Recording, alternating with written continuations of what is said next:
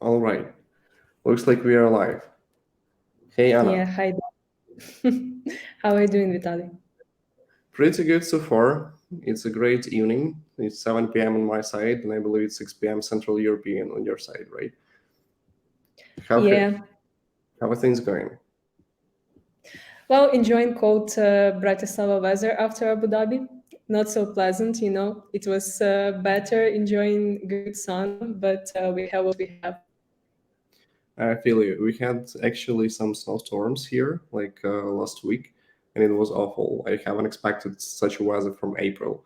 But still, it is what it is. Like, not sure what happens in this world. Well, probably that's why people are, switching to metaverse, because this world is becoming too cold, especially with the crypto winter which we're having right now. Speaking about Dubai, I heard that you had the event there. Yeah, Can you tell us definitely. We more had about the a event? Like, great event. how did it go? Sorry. How did it go? Oh, it was great actually. We had Mempo Reload there. As far as you know, we are organizing it once in half a year. We had actually a lot of great startups pitching there. We had different layer one solutions and a lot of people talking about their businesses, networking, and so on. So I would say that this was one of the best events I had the chance to be at. So looking forward to the next one in Mexico, actually. Do you have the set date for the next event or not yet? I know that this will be happening in September, but I doubt that we have exact dates yet. We still have plenty of time to prepare for everything, but I suppose that our viewers need to prepare themselves for September because something huge is coming. So that's one more reason why to subscribe to the social media pages, right? Like, can wait for the Yeah, announcement. And yeah, like I see more and more people are joining us. So our main topic for the live stream is pitching advice, like actually how to make the perfect pitch and how to kill with the presentation. Because you're related to Memple Ventures and you're related to Applicature Consortium in general on the position of senior BD. That was the short intro to anyone who hasn't met Anna yet. So Anna is the senior partner at Applicature, and she's also involved in decision making of investment opportunity program from Memple Venture side. So that's the right person basically who was about to say how pitching should do and what are the main, I would say, criteria during the pitching that investors are taking care of and paying attention to. So today we are having this chat, this discussion as the main topic, and let's dive deeper into it. Like, when I was speaking with the investors, they told me, correct me if I'm wrong, but investors mostly invest in people more than in products. Do you agree with this statement? And yeah, why I so? agree with this for 100%, basically because it doesn't really matter how good or bad your product is, but if you're if you're a good pitcher and you showcase yourself as a person when you do the pitch, basically you have extremely higher chances to make the investor fall in love with you as the person first and then with your product. And I see a lot of entrepreneurs starting their presentation directly with their service or their idea, which basically is not the best possible way and not the best possible approach to my mind. I would suggest for sure to start with representation of yourself, because if as investor I plan to put two, three, 400,000 in the product or the project, anything, I definitely want to know who this person is and whether I can trust him and or her, and so on, but definitely not to hear straight about what they're doing actually. That's quite reasonable. That's fully reasonable step because you need to make your own due diligence process. And also, like, let me, summarize quickly how we chatted previously and why actually this topic was chosen. Because I've researched LinkedIn, and your post actually came up on my feed.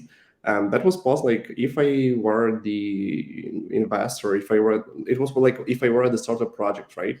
and I have only 5 minutes to pitch, like which advices I will give or something like that. You better know that post than me, right? There you go. Like, It was you actually, if I had one chance to give the pitching advice for the startup, what would I advise? and I fall in love with that post because that was valuable information, and I want like to share all these and all the pitching tips which you gathered with your experience over the years. And let's have the more pragmatic chat on how to basically fall in love with your startup and to present it better to your investors who will, give you a boost and acceleration. Because that's quite important, especially if you're speaking about the buy market right now. Plenty of opportunities came up for the startups, but we are all in competition, so called, right? And it's difficult to stand out among all other, actual startups which are in the same field because competitors still never sleeps and they are also building the same products. So how to stand out? Like, let's talk about most important elements of the successful pitch for the start. Like, how do you find most important elements? Which are they? Okay, so actually, before doing your pitch, you need to understand that you may be the silence call for the day of the investor. So if you're not starting your call at 8 a.m., most probably that you are not the first one. And you need something that will be actually helping you to stand out of all of these. And one of the key elements I would say that is like needed for the best speech is your speaking skills in general, because there are so many startups with great ideas, but they cannot actually express their idea and showcase it properly.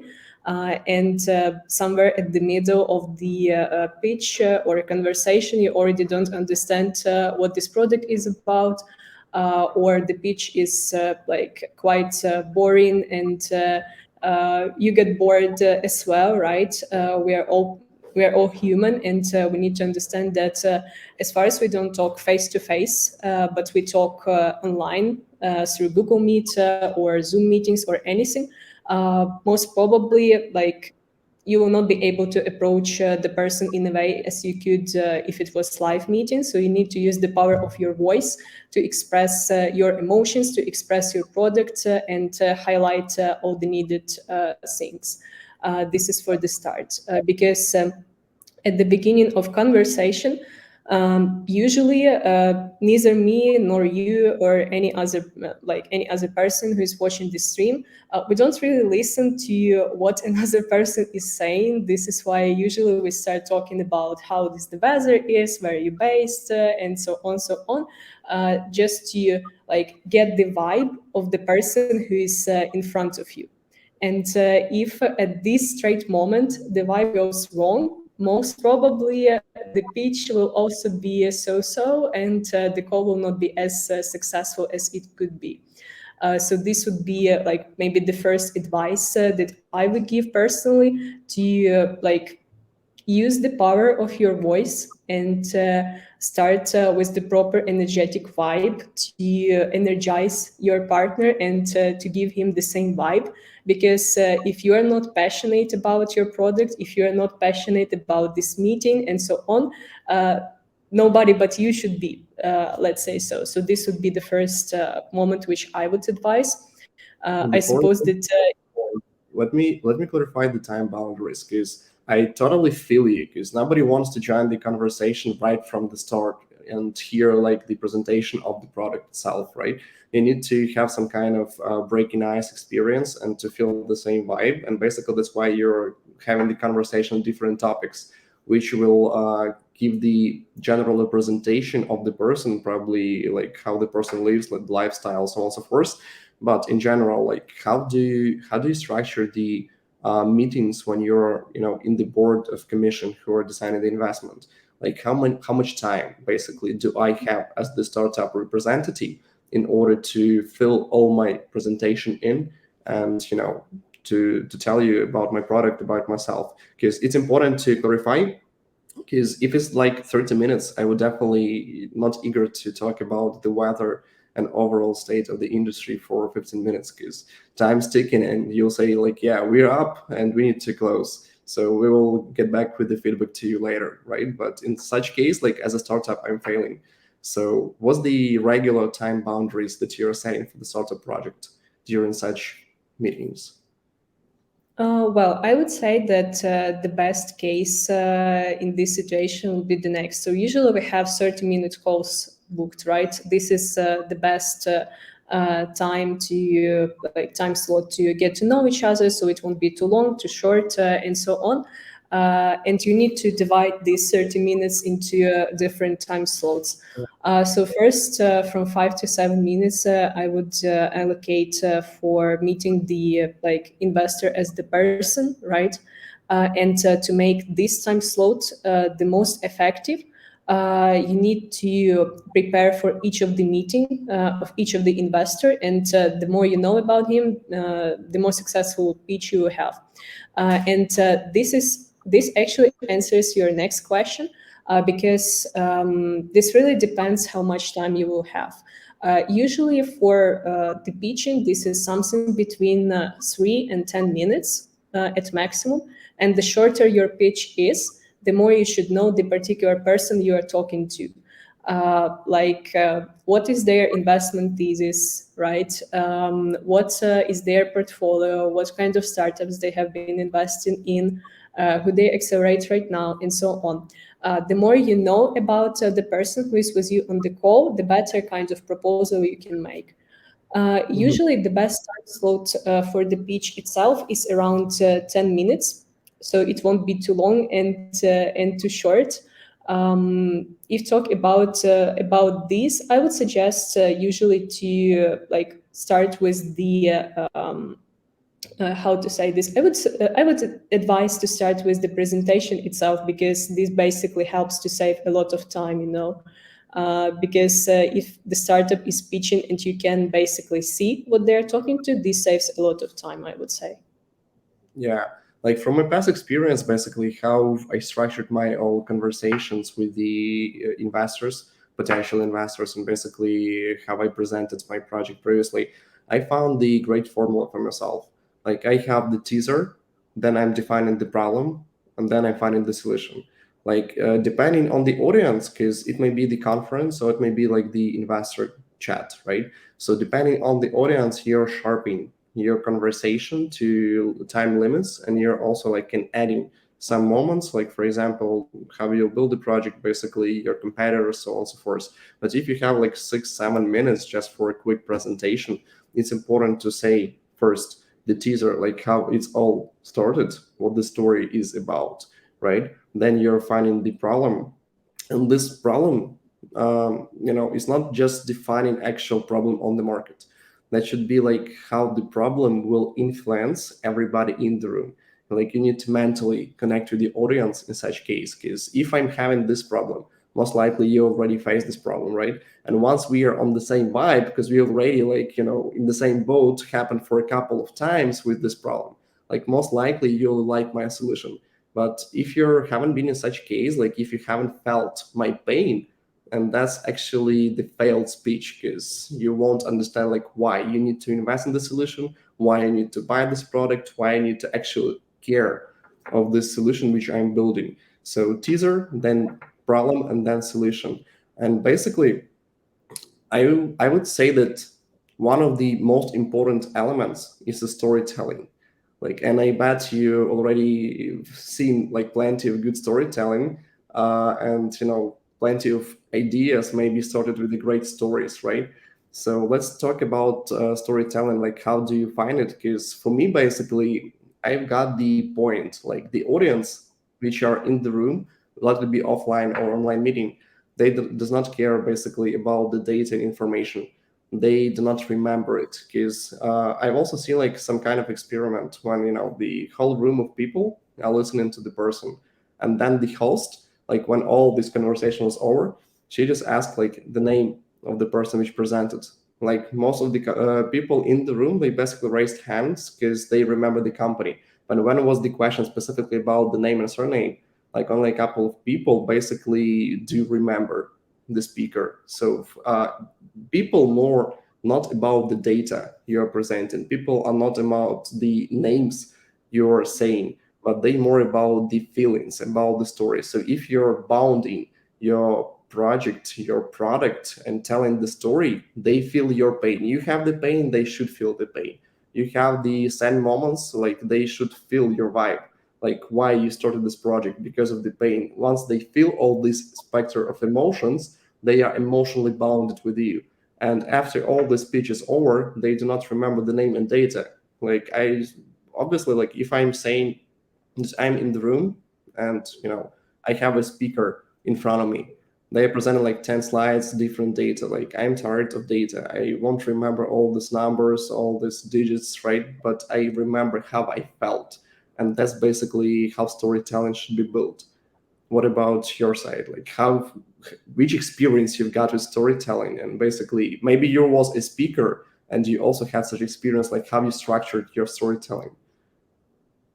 Well, actually, yes. The best way of presenting anything that you have, whether this is your idea or whether this is you as a person or anything, is to know like one exact thing.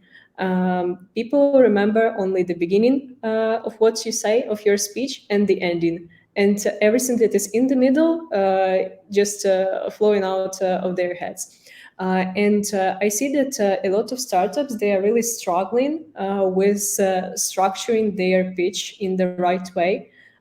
They start like pitching with there are actually a very a few startups that started their pitches with different like numbers or talking directly about the market need right now, which is also good, but they started it with getting deeper into the technology and all these tech things and so on, which is basically not the best way, in my personal opinion, to start your pitch.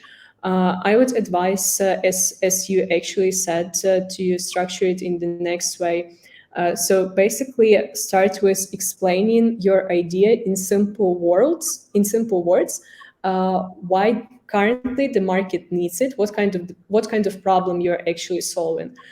Because if any startup comes to me as to the investor, right? And after the conversation, I cannot answer the question like why this startup is needed right now. There is no chance that we'll have the second call, right? And again, the thing that I notice from the startups that are actually like, especially in the tech space, like pure DeFi protocols, anything like this, is that they are trying to explain their tech side as detailed as it's possible. But this is actually the problem, because most of the investors, they are not tech guys, like they are not tech teams. And most probably the investor whom you are talking to, this is just like an ordinary person as I am, right, who is not that deep into the technology. And when you start throwing all the deep tech terms into this person, he doesn't listen to you, or she. The only thing that he's thinking about at this moment is like, what should I understand from you talking to me, right? So explaining your idea with the easiest words that you can find, so even like 5 years old kids can understand what you're talking about, is the best.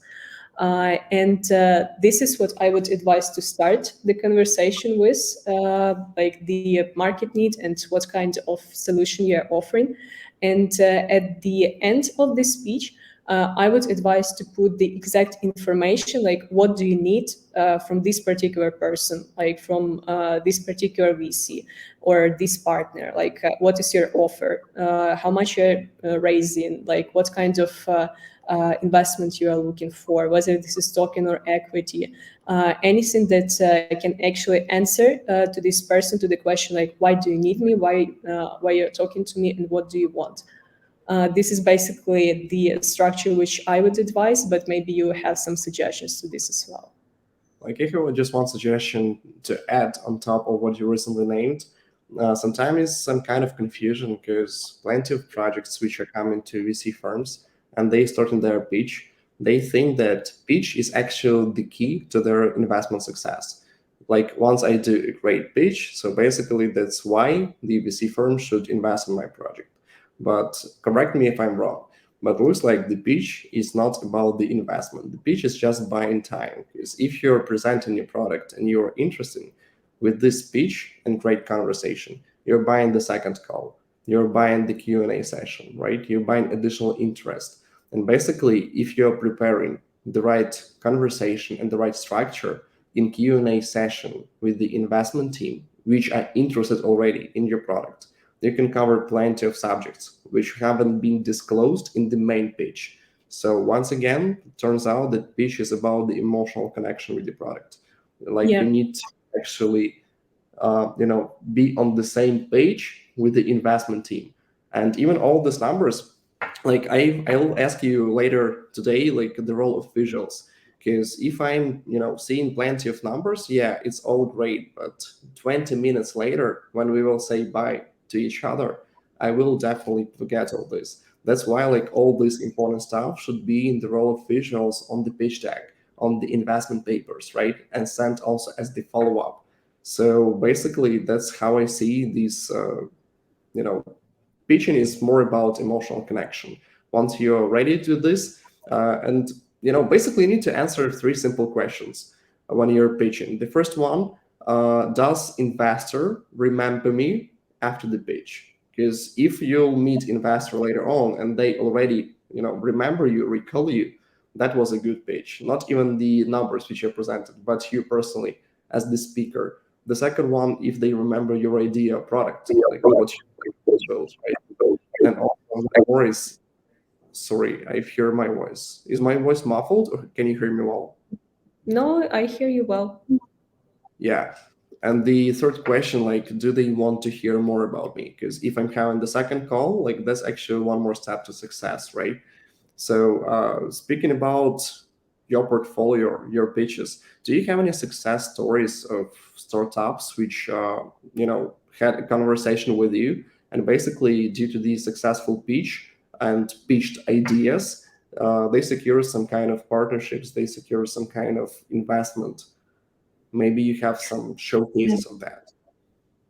Actually, like I hear a lot of pitches of the startups, right? But there are a few ones that I remember, like even if they have been pretty long ago.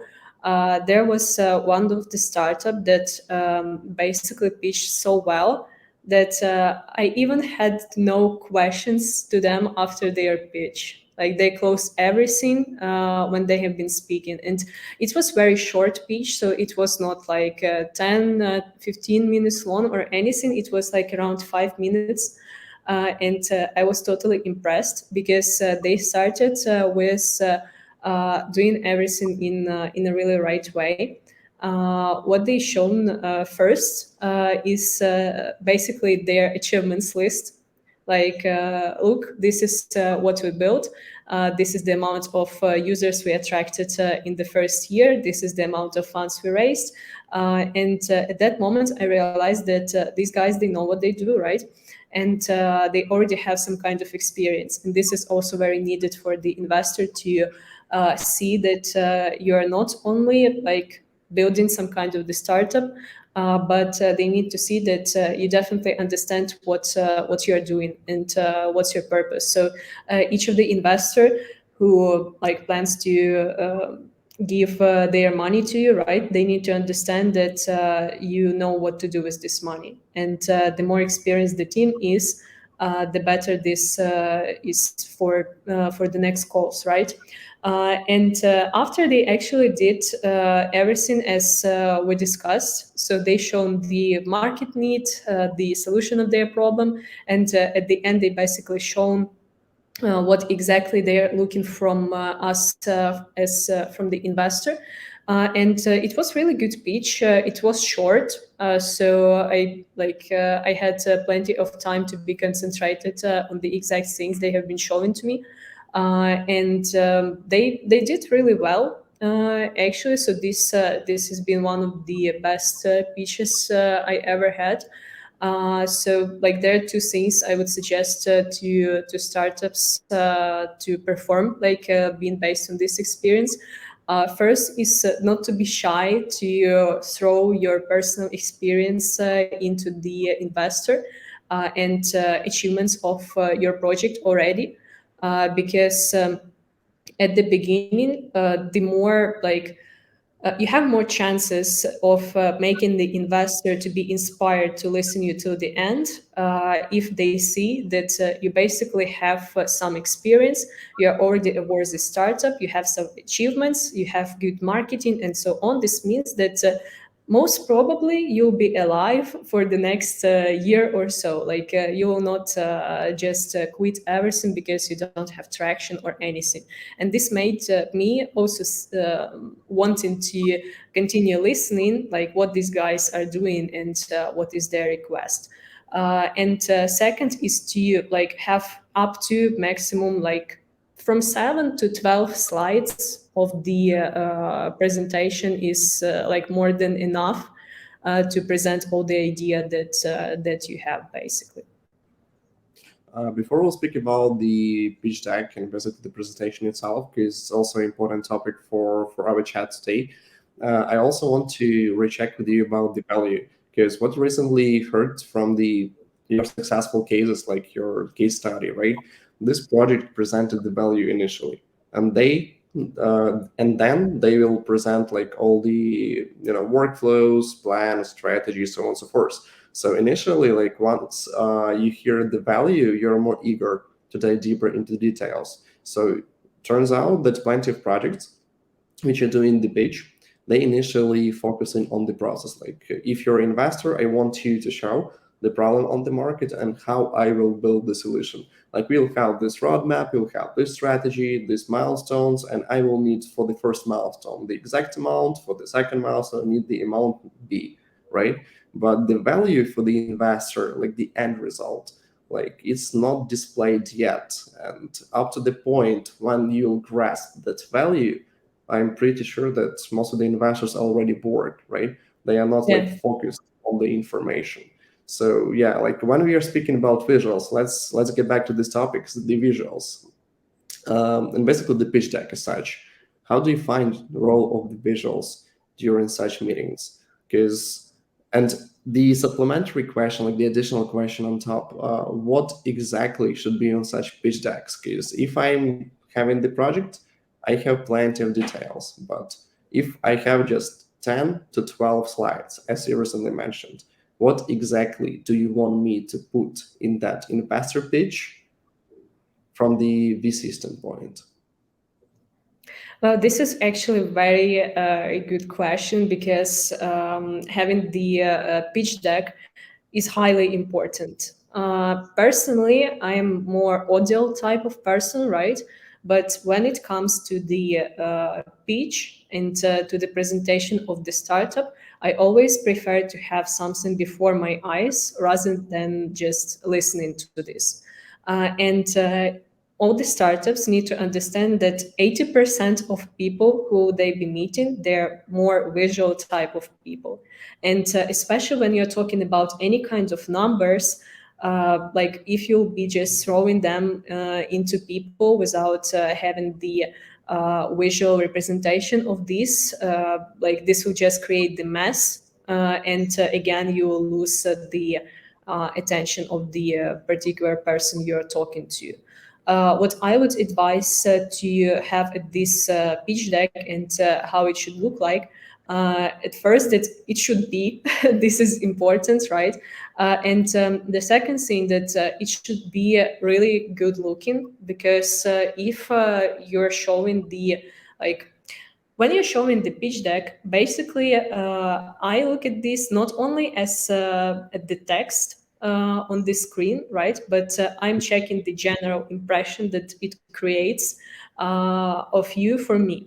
And if I look at the pitch deck and it looks messy, it doesn't look attractive, it's with old design or anything like that, like most probably I'll think that you or don't have time, desire, like money even to prepare your pitch deck in a good way.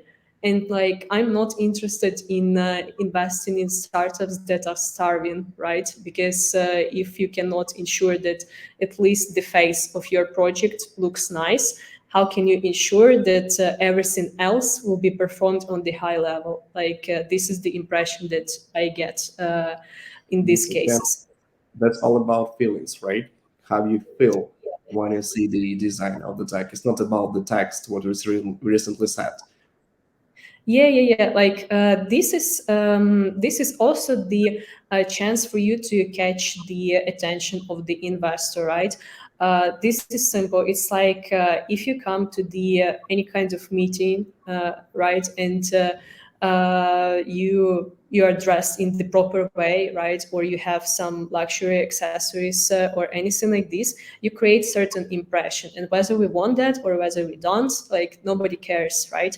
You just create the certain impression, and this makes person or to want to collaborate and work with you or not.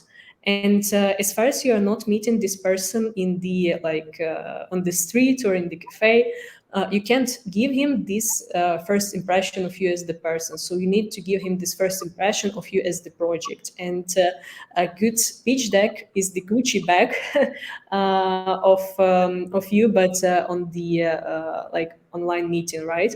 Uh, Also, another thing which should be on this pitch deck is the text, right? So there should be something.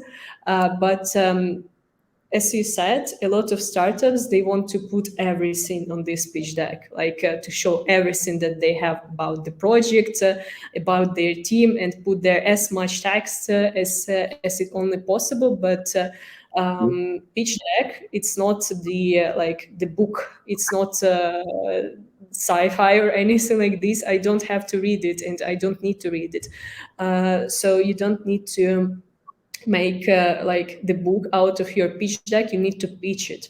So about your question, what you should place here is basically the key things that you have to make your investor notice.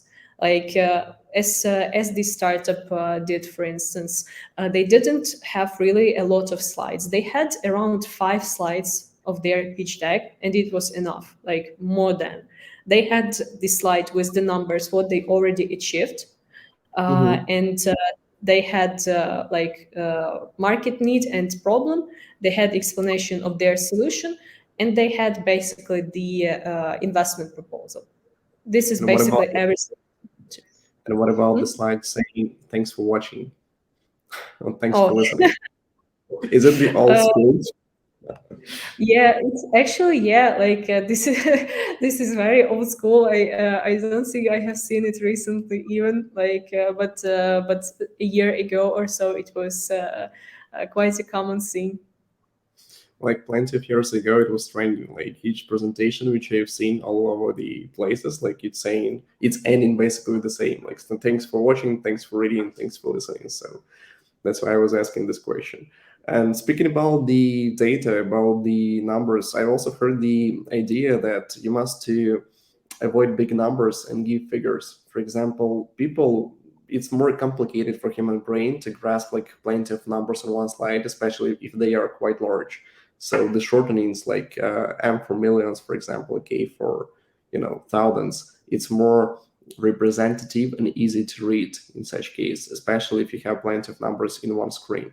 So that's like also the idea on top, which I would recommend from my end, I would say.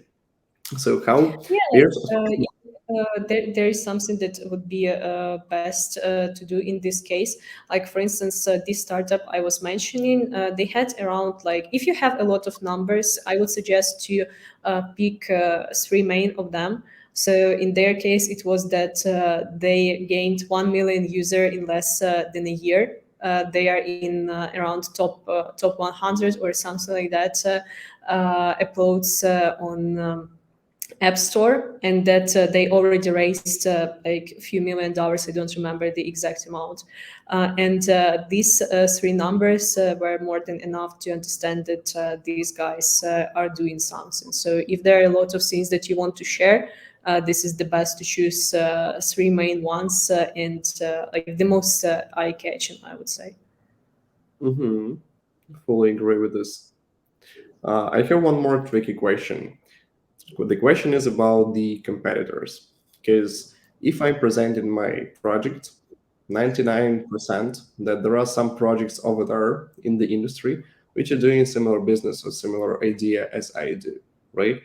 And how better present the competitors on the competitors slide, for example, to the investors. Shall I fully compare all the projects which are competitors with me on the market, and which figures should I present? Or is it even better just to avoid it?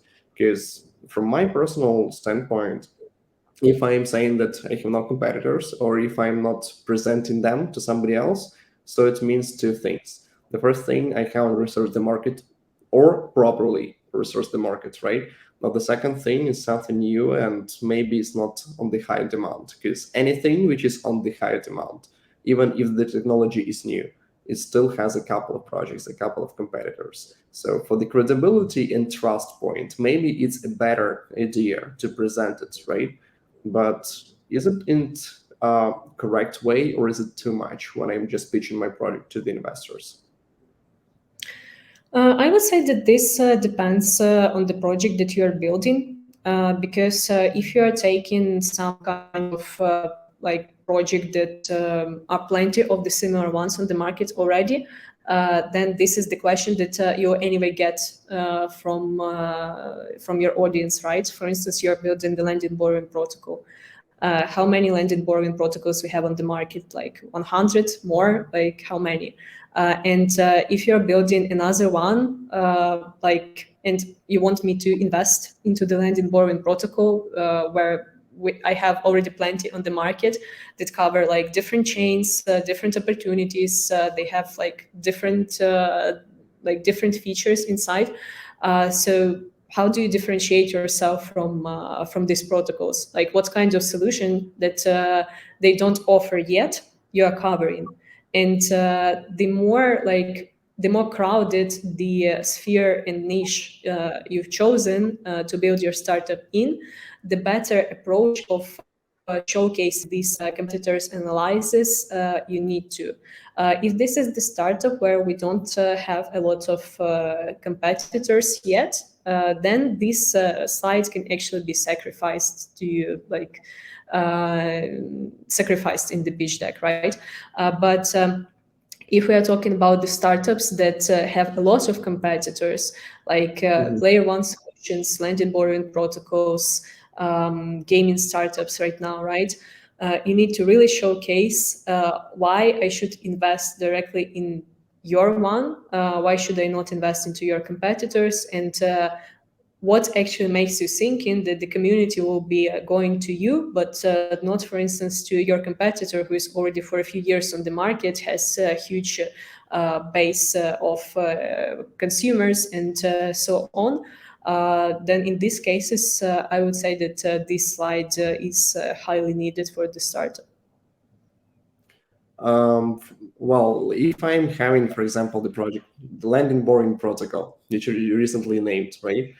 And I'm saying, okay, we are not just one more protocol in the market. You can see the competitors on the slide, and I'm being transparent with you.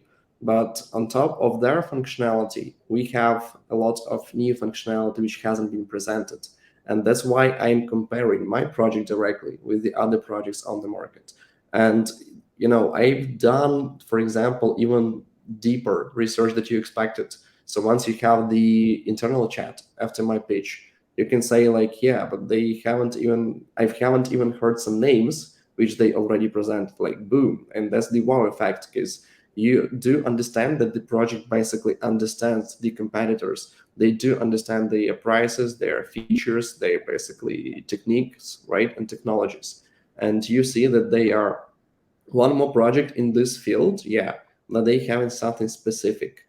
So will it be a good thing to present on the slide deck when I'm having the chat with you? Or is it actually not necessary? Like, it doesn't influence your decision when we having such a detailed research of competitors, or you need just the high level point of this?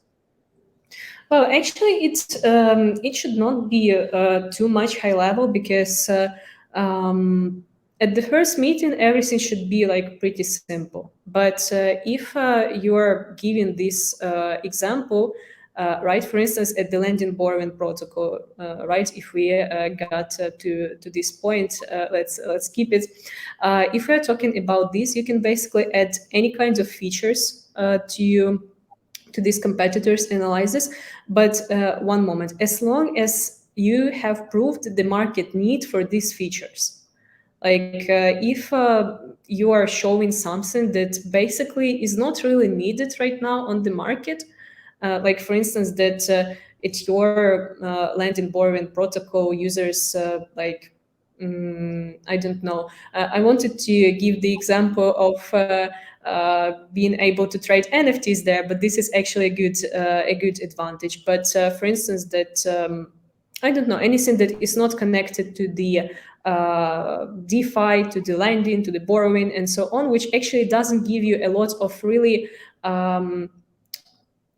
benefits before your other competitors, that this particular audience that uses lending borrowing protocols is not really needing right now. It won't make their life anyhow better, like more simple or anything like this, as long as your audience of the particular startup that this startup aims to satisfy does not need this particular feature right now. As far as it's not yet game changing or anything like that, then it's better not to include it there, because like it won't create the impression you need. So So if you're creating this table, you need to include the features that are basically game changing, that really diversify you from these other startups and bring in innovation. So this would be the best way then. I got it. So it won't help until I am showing the value. So still, Yeah. value is the focus. Once I'm showing the value, it's getting more interesting for you to discuss deeper. All right. I actually have one more point to discuss with you, and that's the tailoring of the pitch to different audiences. Because all these 42 minutes, which we are live so far, we were speaking about the pitching for investors, for family offices, for VCs, like basically when I'm fundraising and trying to present my product in the favor of having additional funds invested, right? But when we're speaking about the marketing page, like I'm trying just to spread brand awareness about my project, of my brand basically, or if I'm trying to sell it to the potential audience and community, or maybe even I'm recruiting a new person, right? And I want to send my brand, to sell my brand to that person because I want him or her to join my team. It looks like all these different pitches, they should have different methodologies. How do you see the diversification like of these pitches? Maybe you see that for investors it's important to highlight A, B, C, D, but for selling the product to the audience, like it's totally different one. Like obviously it is, but how what's your basically vision for each different case?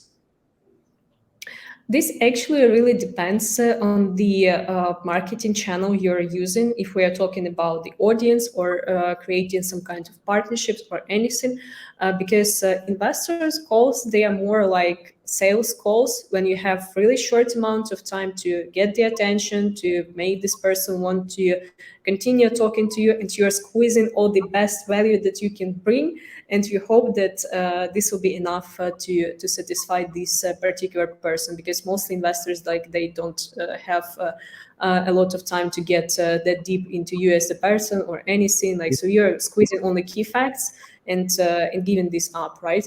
But if we are talking about building the community, actually, then yeah, it should be like way different, because right now I see, for instance, a lot of potential of doing marketing for the project using like free channels, like free socials, as for instance TikTok, that can be like huge generator of traffic. Actually, you like can create videos that will see 100,000 different people, and they will be buying your token, be the core of your community, right? And you can reach this for free. In other case, to reach this amount of views, you would need to go to any kind of well-known medias and pay like around $20,000-$50,000 to get the same views.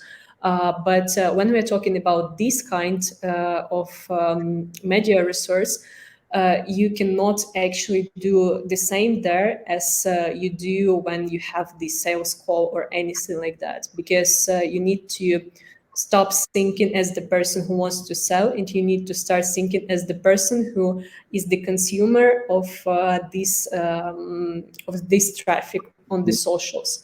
Because, for Yeah, instance, when do you have a TikTok account or anything like that, or you don't use this? Do I'm you? not that. I do.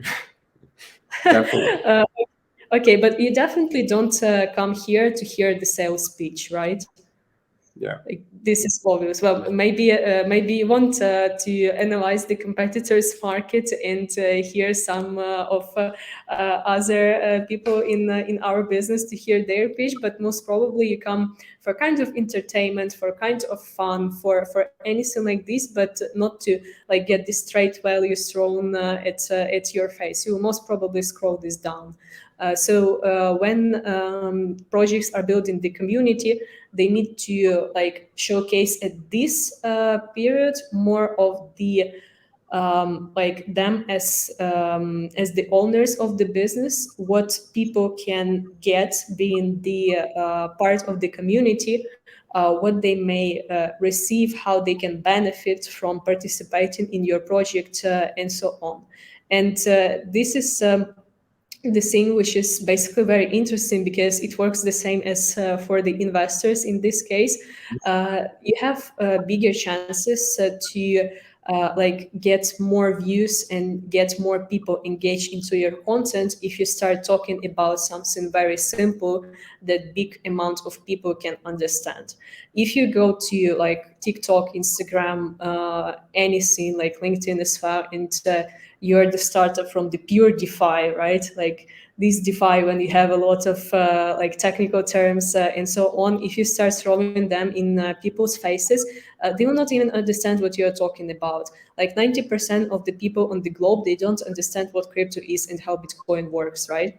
But if you start talking about like how you can get rich using your product, like you, the consumer that watches this video or TikTok or anything, how can you get your life changed by showcasing the real problem that this user has right now, like for instance, living from paycheck to paycheck or anything, and then like showing the real value in simple words, how basically you can get profits on the product that you are using, that you are Mhm. offering, then basically you will be able to attract a lot of community. That's actually true. I have one more trick in my sleeve because when I'm preparing my pitch, and the pitch is actually about practice because you're writing a speech, you're mastering a speech, and then you're presenting each case. After each case, you're getting feedback, you're tailoring it, and basically it's better with each single time, right?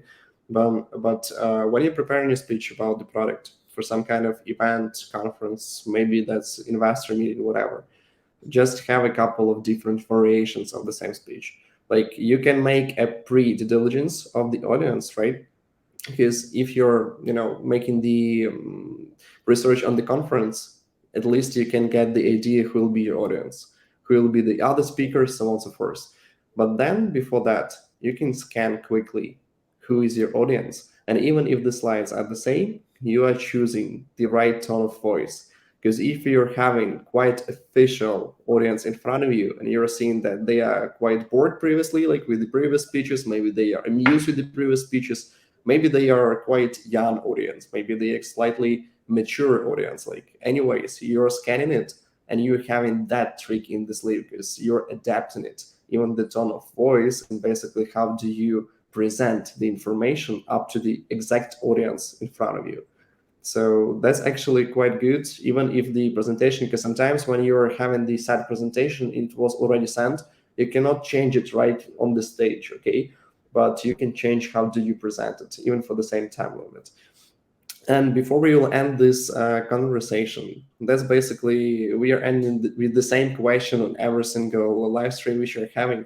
What is the advice that you can give to startups, like how to get that investment, how to make that pitch perfect. Like we actually already talked about plenty of points, but if you can summarize all that in a couple of sentences, and for the 5-year-old kid, as you named, it's important also to understand.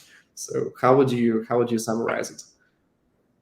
Well, I would summarize that at first you need to know the person in front of you really well. So you need to make the initial due diligence and the exact mind map of the person to whom you are going to the call with. This is highly important because it can help you to like get the attention straight to the point. At second is again, don't be shy to show how cool you are. Don't leave it to the end. Give it straight to the face and showcase like, look, I have this, and this already diversifies me from like 100 startups in my niche because they haven't reached these numbers yet, and I did. And the third thing, which I would say is to be active, like to be the real human, and to show the interest in the particular person you are coming to, and for sure to build the strong human-to-human connection, because you may not even receive this investment right now. You may not create the particular partnership at this moment right now.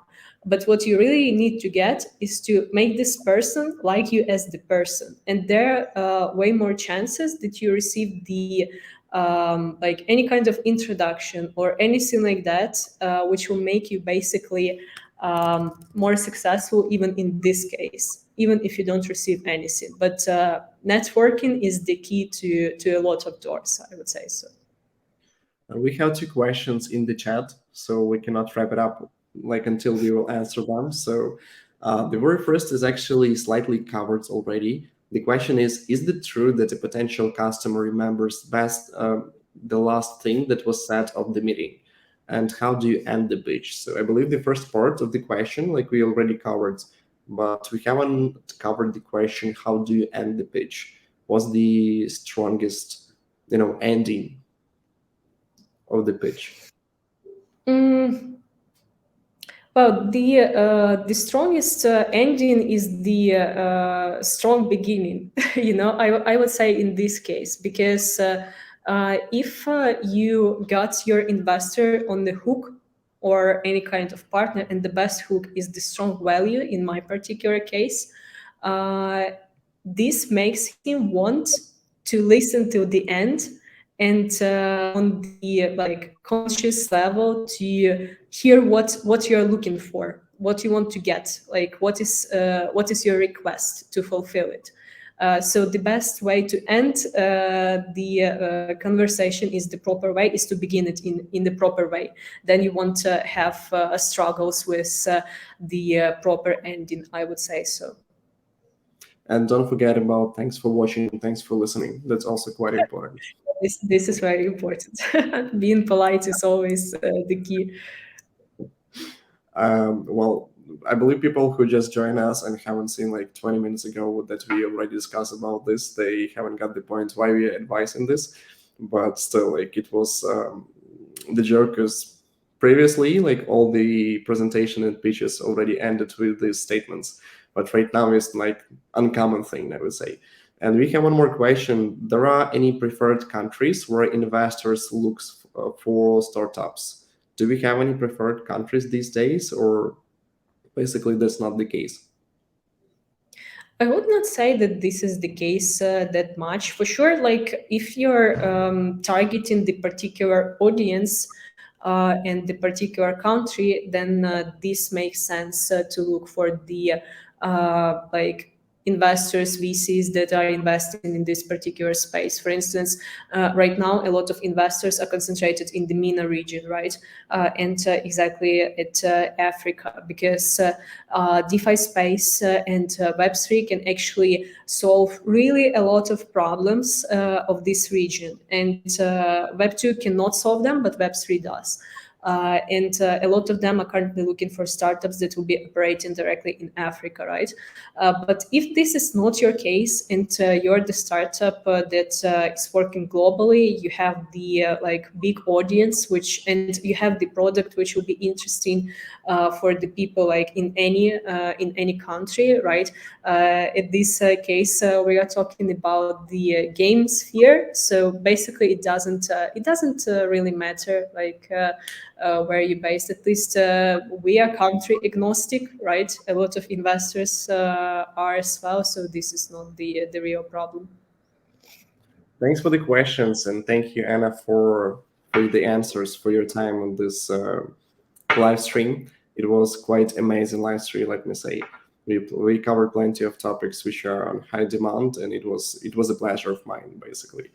So thank you once again. And if somebody has any comments, any questions, maybe to me or to Anna, just drop them under the live stream in comment section, or you can make the tag with the post, and then we'll answer this question in the following days. Anna, thanks once again. Yes, Wish same you here. evening ahead, and hope we will catch up soon on the next live streams in the following month. It was a pleasure. Wish you an amazing Wednesday evening and looking forward to our next stream. Likewise, take care.